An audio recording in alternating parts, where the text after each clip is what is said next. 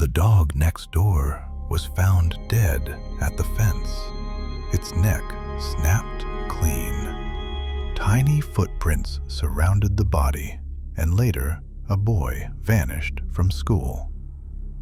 A toy was smiling. Some friendships begin with trust, some with loneliness, and some with a curse. Mike only wanted someone who would listen, someone who wouldn't leave. So when he brought home the Midnight LABUBU, he didn't treat it as a toy. He treated it like a brother. He talked to it every night, placed it beside him as he slept, and whispered softly, "LABUBU, you're my friend." Its glossy eyes seemed warmer each day, almost alive, almost responding. And LABUBU wasn't just listening, it was learning. Every night, Mike poured his heart out to LABUBU, telling him about everything that hurt. One night, he spoke about the neighbor's dog, Grux, that terrified him, and about Willy from school, who pushed him, mocked him, and stole his lunch. He wasn't asking for revenge, just someone to listen, someone to care. And as he spoke, LABUBU's smile seemed to sharpen. It had seen his tears. The next morning, the neighborhood was silent. Grux lay twisted by the fence, neck snapped clean. Tiny footprints surrounded the body, small ones.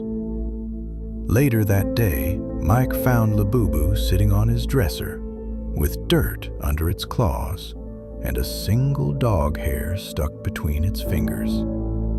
Mike didn't want to believe it. "LABUBU." Part of him felt protected. Why? Another part felt something cold settle deep in his stomach. 2 nights later, Mike had a nightmare, or what he thought was one. He saw LABUBU climbing through his window, scurrying across the backyard, heading toward Willy's house. A scream ripped through the dream.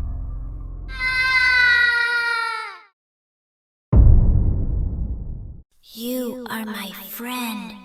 Mike jolted awake, sweating, trembling. But LABUBU was sitting beside his pillow, clean, still, silent. At school the next morning, Willy's desk was empty. Accident, they said. Slipped on the stairs. But Mike knew better. That night, he stared at LABUBU and whispered, "Why are you doing this?" The toy didn't move, but Mike felt it, the air tightening, the room shrinking around its smile. It wasn't a toy anymore. It was a guardian, a violent one. A few nights later, Mike was sad. His mother had been drinking again, barely talking to him, barely seeing him. He sat alone in his room while she staggered toward her bedroom, and that's when it happened. She swore she saw something small and black walking up the staircase. She blinked hard. Too much wine. But as she turned away, she felt something cold watching her from behind the stairs. A week later, scratching woke her. Inside her room, something moved in the dark, soft, deliberate, alive. She snapped on the lamp. Nothing. But the air felt heavy, like something unseen had just slipped out of sight. Then Mike burst in. "Mom, did LABUBU come in here? I saw him run inside." Her throat tightened, because yes, she had seen something. Before she could answer, LABUBU crawled from under the bed, its eyes glowing faintly, its smile trembling with emotion. It looked up at Mike and whispered, "You are my friend." Mike stepped back, horrified. Labubu's face twisted, hurt, then anger. In an instant, it leapt at the mother's face, trying to push her away, or at least that's what it believed. Mike's mother snatched the toy with shaking hands and dragged it toward the fireplace. No! Mom, stop! He's my friend! But she threw it into the flames. Labubu's fur curled, its claws melted, its tiny body convulsed violently, and with a scream that sounded horrifyingly human. Ah, my friend! The house fell silent, too silent. Labubu's body was gone, but its soul wasn't.